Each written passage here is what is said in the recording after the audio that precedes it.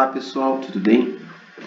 Bem-vindos a mais uma aula do nosso curso de resolução comentada de exercícios de Física 3. E na aula de hoje nós vamos resolver o exercício 8 do capítulo 8 do livro Curso de Física Básica 3 do Moisés Nussenswein. Eu sou o professor Otávio Protzek e vou acompanhar vocês na resolução desse exercício hoje. O enunciado do exercício diz o seguinte: duas bobinas circulares coaxiais idênticas, de espessura desprezível, com N espiras de raio A em cada uma das bobinas, transportam correntes de mesma intensidade I e mesmo sentido, e estão colocadas uma acima da outra, com seus centros C e C' separados por uma distância A, conforme a gente pode ver aqui na figura.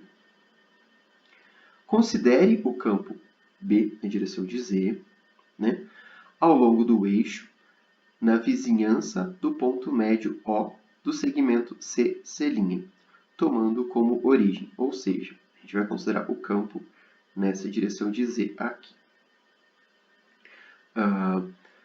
Aí o problema pede, calcule o campo magnético nesse ponto O, ou seja, neste ponto aqui, e mostre que a variação do campo em função de Z aplicada àquele ponto O é igual à variação do campo duas vezes em função de Z duas vezes, também aplicado naquele ponto O. E isso resulta que o dispositivo, a bobina, que é chamado de bobina de Helmholtz, produz um campo muito próximo de um campo uniforme nas vizinhanças da região central. Ou seja, para resolver esse exercício, a gente vai ter que calcular o campo devido a cada uma das bobinas, ou seja, a bobina aqui de cima, a bobina aqui de baixo, neste ponto O, no segmento de reta, na metade do segmento de reta que une as duas. Depois a gente vai ter que pegar essa equação para o campo, derivá-la uma vez e aplicar no ponto O, derivar de novo, aplicar no ponto O de novo, e a gente vai obter resultado zero, mostrando que esse campo ele é constante, ou seja, ele não vai variar se a gente vir um pouquinho para cima ou um pouquinho para baixo. E esse dispositivo é chamado de bobina de Helmholtz. Bom, então vamos lá. Temos aqui o desenho da bobina, Então, a bobina aqui de cima, a bobina aqui de baixo, separadas por uma distância A, e a gente quer encontrar o campo neste ponto O aqui. Lembrando que, se os centros das bobinas estão separados por uma distância A, que é o mesmo A do raio, a distância do centro ao ponto O é o quê? A sobre 2. Beleza? Então, nosso objetivo na letra A é descobrir o campo devido às duas bobinas neste ponto O aqui. Bom, então, o que a gente pode fazer? A gente pode ver primeiro para onde está apontando esse campo. Então, o que eu fiz aqui? Eu fiz um corte transversal nas bobinas, ou seja, tirei uma fatia aqui delas, para a gente ter uma visão transversal de como é essas bobinas. Bom, o que a gente tem aqui? A bobina de baixo, a bobina de cima. Então, esse pedacinho aqui equivale a um pedaço aqui. E esse aqui equivale a um pedaço do outro lado da bobina. Para de cima, a mesma coisa. Bom, então olha só. Neste ponto aqui, a corrente está vindo nessa direção, conforme o desenho lá do livro. Ou seja, nesse corte transversal, ela está saindo da página, tanto para a bobina de baixo quanto para a bobina de cima. Aí o que a gente pode fazer? Usa a regra da mão direita. Como é que é a regra da mão direita? A gente coloca o dedão no sentido do corrente, ou seja, coloco o meu dedão apontando aqui para fora e finjo que eu estou envolvendo esse fio da bobina com a minha mão. Aí, para onde estiver apontando meus dedos, vai ser a direção do campo. Então, colocando meu dedão apontando aqui para fora, o sentido do campo devido a essa parte da bobina de baixo e a essa parte da bobina de cima vão estar apontando na direção positiva do eixo Z. Beleza? Bom, agora a gente pode olhar para outra parte da bobina, essa daqui. Nessa parte aqui, ó, a gente se refere a esse pedaço aqui. Então, ó, a corrente continuou aqui e aqui ela está entrando. Aqui ela está entrando. Bom, o que a gente faz? Regra da mão direita de novo. Coloco o meu dedão aqui, só que agora com a direção para dentro da página. Finjo que estou envolvendo com os meus dedos o fio, né, da bobina. E a direção que os meus dedos vão fechar são a direção do campo. Então, consequentemente, a gente fazendo isso para esse lado, o campo, tanto para a bobina de baixo quanto da de cima, vai estar apontando para cima. Ou seja, o que eu tenho aqui? Eu tenho que ambas as bobinas vão ter um campo apontando na direção positiva do eixo Z. Beleza? Bom, então, o que a gente faz agora? A gente calcula o campo devido a cada uma das bobinas. Então, o que eu fiz aqui? Eu vou calcular o campo devido a uma das bobinas, né? Como elas têm o mesmo raio, né? E eu quero calcular a mesma distância, e eu sei que esses campos de ambas as bobinas estão apontando na mesma direção. Eu vou calcular para uma, e depois eu consigo aproveitar esse resultado para outra. Então, o que eu vou fazer? Eu tenho aqui dB, né? Ou seja, eu vou pegar aqui ó, um pedacinho desse fio da bobina, vou ver quanto é que é o campo dele, como é que ele se comporta no meu ponto de interesse, que é o meu ponto O, né? A metade do segmento de reta que liga as duas bobinas, ó, aquela distância lá, A sobre 2. Aí, eu vou decompor esse pedacinho aqui de fio DL, né? Nesse dB, que gera esse dB aqui, né? Bom, se a gente lembrar aqui da regra da mão direita, ó, o campo atuando aqui, ele vai ter essa direção, porque os dedos estão fechando em volta do fio. Beleza? Bom, então a gente tem um dB devido a esse pedacinho aqui de fio, aqui, né? Eu consigo decompor esse dB em dB perpendicular e dB na direção do fio, né? Na direção do eixo Z, aqui. Bom, aí, esse dBz é dB cosseno de θ, esse θ é esse ângulo aqui. E eu vou ter um dB perpendicular, que é dB seno de θ, né? Esse ângulo aqui. Bom, aí o que a gente tem? Cada pedaço desse da bobina, ele vai ter sempre um pedaço simétrico. Então, se eu fizer um prolongamento aqui, né, vou ter outro pedaço aqui, outro pedaço dL, simétrico a ele, que vai o quê? Vai gerar um campo aqui, que eu vou decompor nesse DL' perpendicular e DL' na direção de Z. O que eu vou ter aqui? Bom, esse DL perpendicular vai calcular, vai cortar com esse daqui. Ou seja, eu só vou ter campo resultante na direção de Z. Então, eu só preciso me preocupar com o campo na direção de Z. Então, eu tenho aqui, ó, dBz é igual a dB cosseno θ. Ó. dB, né? O meu ângulo θ é esse aqui, este aqui. Aí, ó, esse daqui, a projeção dele nesse eixo é o meu dBz. Cateto oposto relaciona com seno, cateto adjacente relaciona com cosseno. Beleza? Então, eu tenho que dBz é igual a dB cosseno θ. E da equação de Biot-Savart, a gente tem que dB é igual a μ0i dl, produto vetorial com r, dividido por 4πr². Mas eu não quero saber dB, eu quero saber dBz. O que eu faço? Substituo isso aqui. Beleza? Portanto, meu dBz, posso trabalhar em módulo aqui, né? Porque eu já sei para que direção ele vai estar apontando.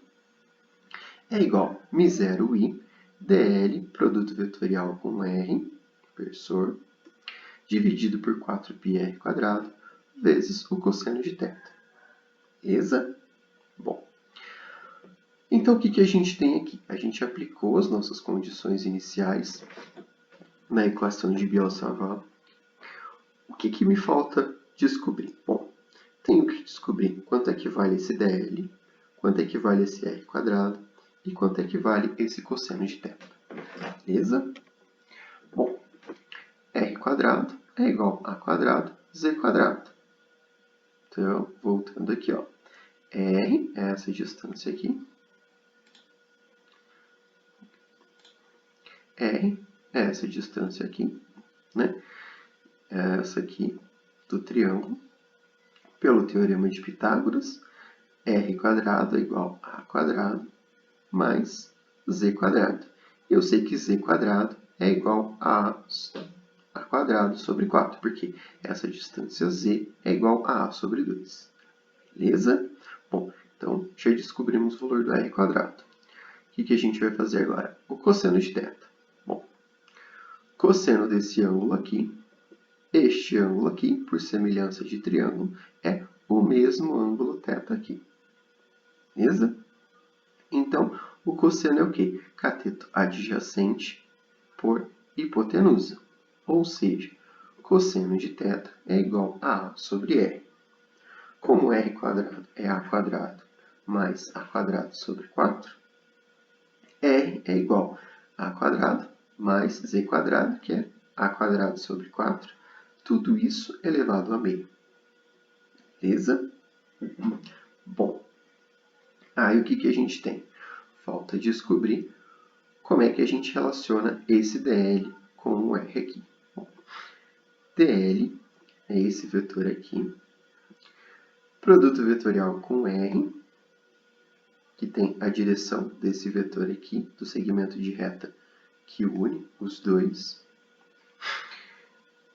Como é que eu faço um produto vetorial se eu tenho os valores dos vetores? É o módulo de um vezes o módulo de outro vezes o seno do ângulo entre eles.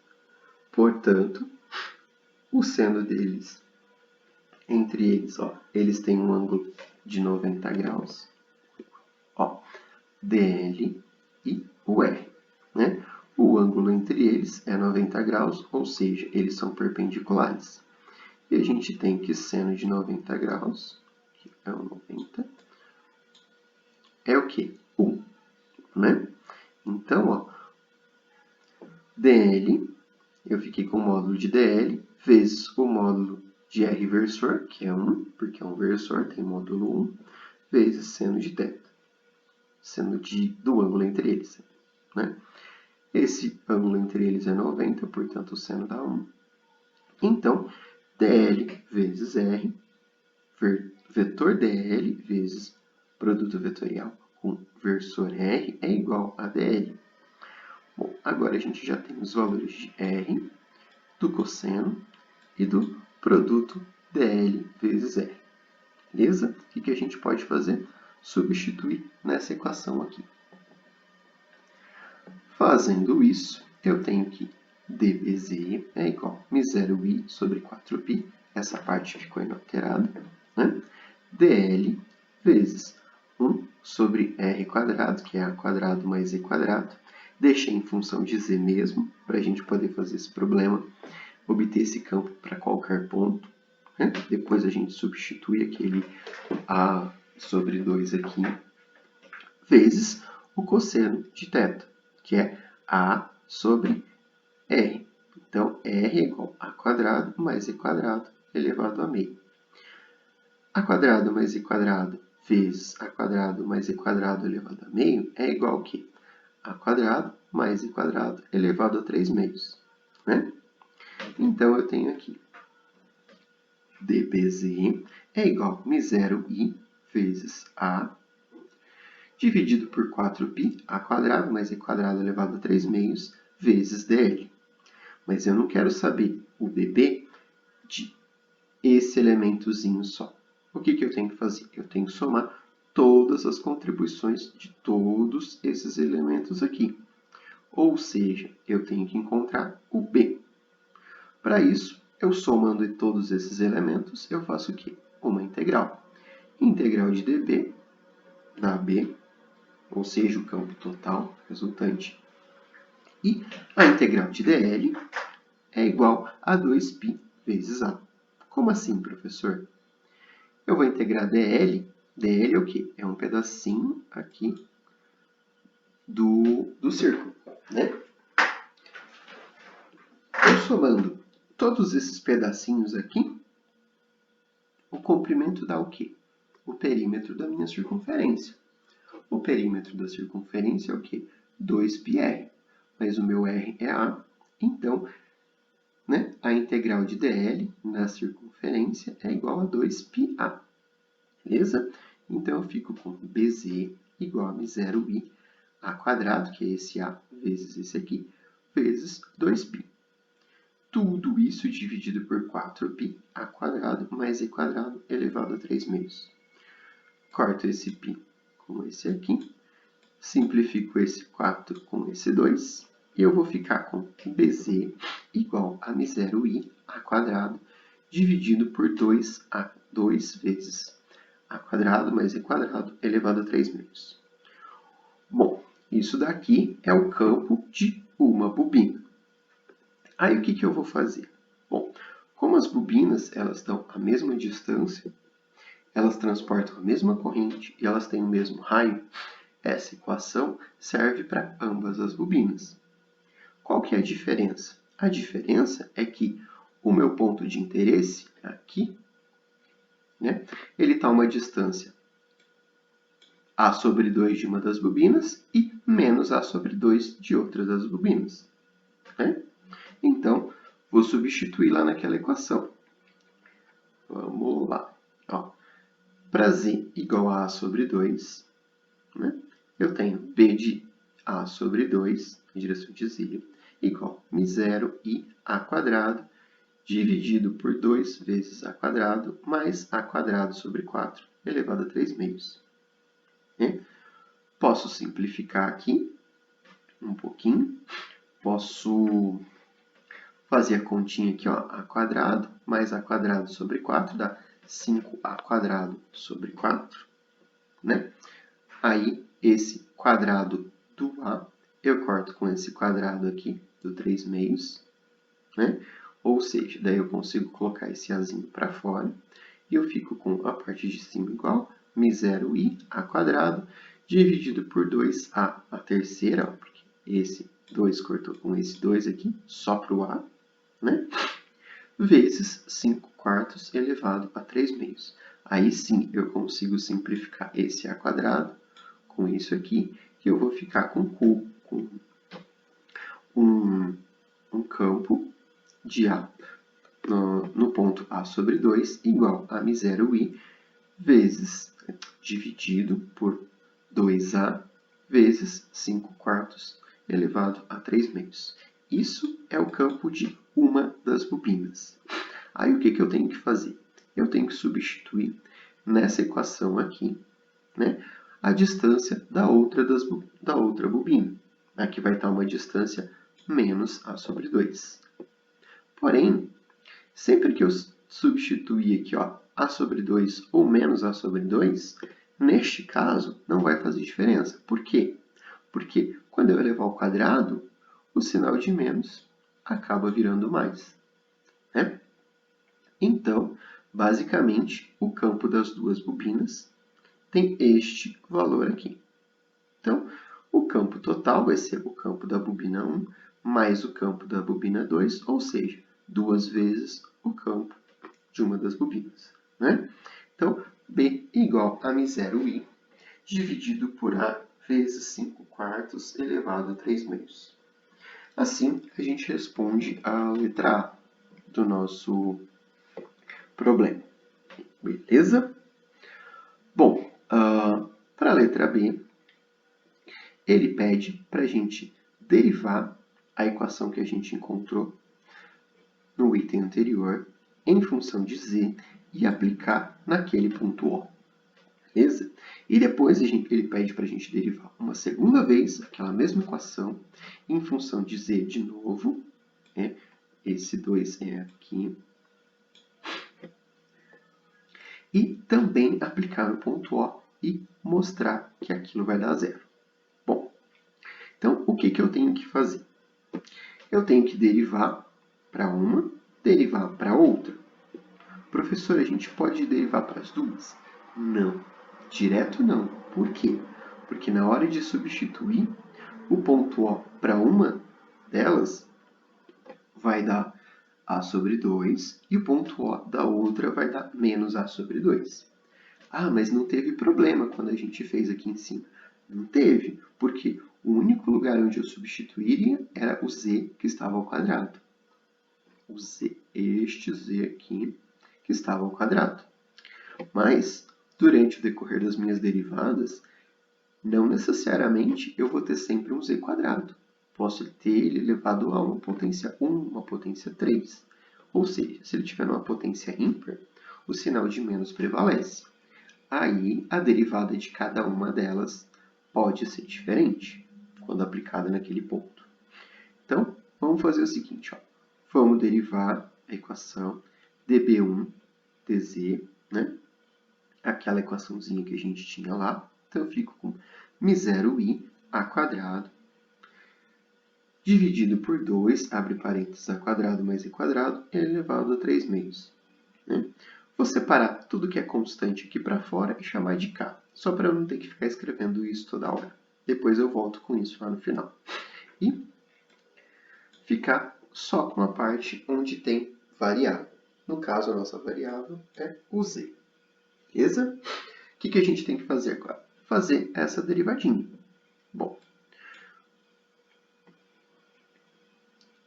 fazendo essa derivadinha, o que a gente tem? O k, né?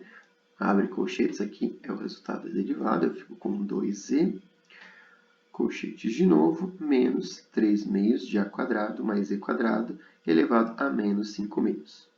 Né? Aí, esse 2 eu consigo simplificar com este aqui. Vou ficar com menos 3z vezes a quadrado mais e quadrado elevado a menos 5 meios. Beleza? Aí, o que eu tenho que fazer? Bom, para a minha bobina 1, esse ponto z, ele vale o quê? A sobre 2. Beleza? Bom, quando eu substituir aqui, não ia dar diferença, porque está ao quadrado. Mas nesse caso aqui, ele ficaria diferente, né? Porque ia manter o sinal menos. Beleza?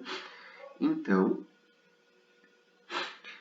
vou substituir, né, os valores de z aqui para a bobina 1. A derivada vai dar igual para a bobina 2. O que vai diferenciar da outra vai ser o quê? O ponto que eu vou substituir. O ponto O para a minha bobina 1 é A sobre 2. O ponto O para a minha bobina 2 é menos A sobre 2. Né? Então, ó, aqui para a bobina 1, eu tenho as duas equações iguais. A diferença é o ponto que eu vou substituir. Então, aqui eu vou ficar... tem escrito aqui embaixo. dB dz, substituindo lá na de cima, ó, A sobre 2, então eu tenho menos 3, no lugar de z fica A sobre 2, A quadrado mais z quadrado a menos 5 meios. Professor, não tinha que substituir aqui também? Tinha, mas vai ficar igual da outra. Então, eu vou ver se eu consigo cancelar primeiro ou agrupar, para depois substituir. Aí, substituindo aqui de baixo, eu tenho menos 3 daqui, menos A sobre 2 daqui, né? Vezes A quadrado mais E quadrado elevado a menos 5 meios. Bom, isso tem que ser igual a zero. É igual a zero? É igual a zero. Olha só. Isso daqui, dentro desse colchetes, é igual a isso daqui, dentro desse colchetes. O que vai acontecer? Quando esse cara aqui multiplicar esse, eu vou ter um sinal de mais, né? Ou seja, eu tenho menos 3A sobre 2, A quadrado mais E quadrado elevado a menos 5 meios, aqui, e mais 3A sobre 2, A quadrado mais e quadrado elevado a menos 5 meios. Ou seja, o que tem aqui dentro é igual ao que tem aqui dentro, né? Então, isso menos isso vai dar zero. Desse jeito, a gente prova que a derivada de b em função de z igual a zero, consequentemente, é constante o campo naquela região. Beleza? O problema ainda pede para a gente fazer uma segunda derivada e mostrar que é zero também. Então, a segunda derivada, eu vou ter ddz de db1dz mais db2dz. Aplico a distributiva aqui e tenho a segunda derivada referente a cada uma delas. Bom, a gente já tem a primeira derivada que a gente calculou na primeira parte da letra B. Então, tenho que derivar aquilo novamente, né? Então, eu tenho dz, vou pegar para a bobina 1, menos 3k vezes z a quadrado mais e quadrado elevado a menos 5 meios. Bom, esse 3k menos 3k aqui também é constante. Posso colocar para fora da derivada, né? E eu vou chamar de k', né? Ou seja, k' vale menos 3k. Se a gente precisar dele, a gente substitui no final. Beleza? Então, coloquei ele para fora da derivada e vou derivar só a parte que tem variáveis, né? O que eu tenho aqui? Fazendo a derivada disso aqui, né? Aplicando a regra do produto, depois a regra da cadeia, a gente tem a parte constante, a quadrado, mais e quadrado elevado a menos 5 meios, né? Derivada da primeira vezes a segunda, menos a derivada da segunda vezes a primeira, né? Que vai dar menos 5 meios de z quadrado vezes 2 vezes a quadrado mais e quadrado elevado a menos 7 meios. Esse 2 a gente corta com esse 2 e a gente vai ficar com... Dá para colocar o a quadrado mais e quadrado elevado a menos 5 meios, que é comum a esse termo e este termo, em evidência. Ah, mas aqui é 7, professor. É, mas se eu posso decompor esses 7 meios aqui, ó. Aqui, dá para escrever assim. Cadê? A quadrado mais z quadrado elevado a 1 vezes menos 1, né, no caso, menos 1 vezes a quadrado mais z quadrado elevado a menos 5 meios. Né? Para quê? Para eu colocar esse termo em evidência aqui. Beleza? Bom, então a gente ficou k', aquela parte constante, a quadrado mais e quadrado elevado a menos 5 meios vezes. Aqui sobrou o quê? 1, quando eu coloquei esse termo em evidência, menos 5z quadrado, a quadrado mais e quadrado elevado a menos 1. Beleza? Bom, então, dBz1 é igual a isso daqui, né? dB1z, a derivada segunda de b1 em função de z duas vezes, é igual à derivada segunda de b2 em função de z duas vezes. O que vai mudar de novo? Vai ser os valores de z, né? Que a gente vai substituir no z. Porém, olha só, se eu tiver z mais ou menos, não vai mudar quando eu substituir aqui. Por quê? Porque esse z está ao quadrado, esse z está ao quadrado e esse z também está ao quadrado, né? Então, eu vou ter, se eu substituir a sobre 2 ou menos a sobre 2, eu vou ter o mesmo resultado. Aqui também e aqui também, né? Então, substituindo lá mais ou menos a sobre 2, ou seja, faço essa continha duas vezes, eu fico com o primeiro termo lá, k' a quadrado mais a quadrado sobre 4 elevado a menos 5 meios, vezes 1 menos 5 a quadrado sobre 4, vezes a quadrado mais a quadrado sobre 4. Aí eu tenho que a quadrado mais a quadrado sobre 4, quando eu faço essa continha aqui, é o quê? 5a quadrado sobre 4, né? Passo 4 multiplicando, tiro o mínimo, né? E somo os 2. Aí eu tenho aqui, ó, 5a quadrado sobre 4. 5a quadrado sobre 4 vezes 5a quadrado sobre 4 elevado a menos 1. Ou seja, esse vezes esse dá 1. Né? Eu vou ter 1 menos 1 aqui. Ou seja, 1 menos 1 dá 0. Se deu 0 aqui dentro desses colchetes, e tudo que eu tenho aqui para fora está multiplicando esse colchetes, ou seja, a minha derivada segunda também dá 0. Né? Tanto se eu aplicar o a quadrado, o a sobre 2, ou menos a sobre 2. A continha vai dar igual. Beleza? Bom, então, assim, a gente prova que o campo nas redondezas desse conjunto de bobinas, né, que é chamado de bobina de Helmholtz, é uma boa aproximação de um campo constante. Beleza? E isso possibilita uma gama muito grande de aplicações. Bom, é isso, pessoal. Beleza? Um abraço.